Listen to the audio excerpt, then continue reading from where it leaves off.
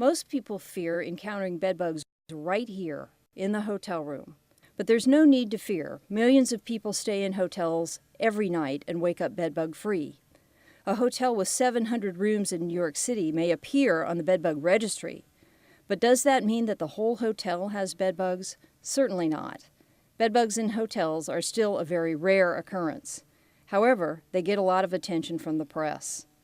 Now, regardless of where I might be staying, when I arrive at my destination, I remember to inspect for bedbug evidence. So make sure you know what bedbug evidence looks like. I know what I'm looking for. I'm looking for live bedbugs. That's the adults, the eggs and nymphs. Fecal spots. These are the bedbug droppings. And molted skins, the skins that immature bedbugs shed as they grow. Many people are putting their bag in the bathtub while inspecting for bedbugs in the room.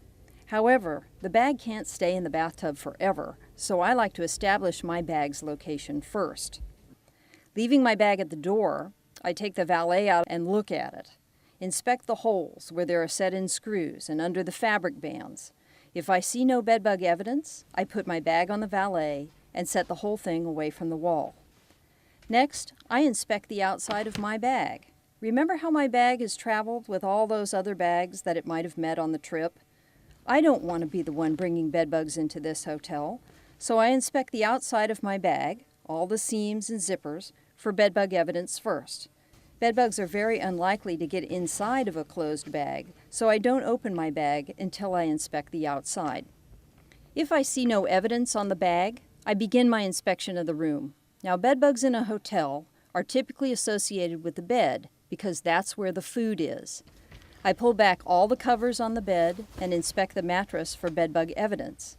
If the mattress is brand new and I see no immediate signs of bedbug evidence, I only check the seams on the edge of the top mattress, particularly those next to the headboard, and then the mattress tag, and then I'm done. Now, if you're really freaked out by bedbugs, or you're new to bedbug inspections, you may want to check all of the seams around the mattress, the tag, and the seams of the box springs. These are the areas where bedbugs like to hide. You typically don't need to worry about the bedding because it's changed so frequently, and bedbugs tend to avoid locations where they're frequently disturbed. One last place that may be frequented by bedbugs in hotels is the headboard. In many hotels, the headboard can be huge and it can be bolted to the wall, but in others, it simply hangs on the wall like a picture frame. To inspect behind the headboard, lift it straight off the wall, laying it face down on the bed for inspection. Look along the back side of the bracket where the board hangs on the wall. Also inspect any mitering where the bedbugs might hide. Finally, look at the top of the baseboard. Do you see any fecal stains or any live bugs?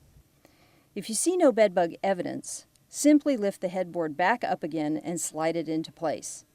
If you do see a bedbug, capture it, or at least write down where you saw it so you can alert the hotel management. But do them a favor and alert them discreetly. Finding one bug does not mean the whole establishment is infested. So go and ask for another room and begin your inspection again. If you find no bedbug evidence on the bed, you don't have to inspect the rest of the room unless you just want to. You can hang up your dress clothes in the closet, but it's still recommended that you keep the rest of your clothing inside your bag rather than putting it in the drawers in the room. Now that you've inspected your hotel room for bedbugs, you can sleep tight.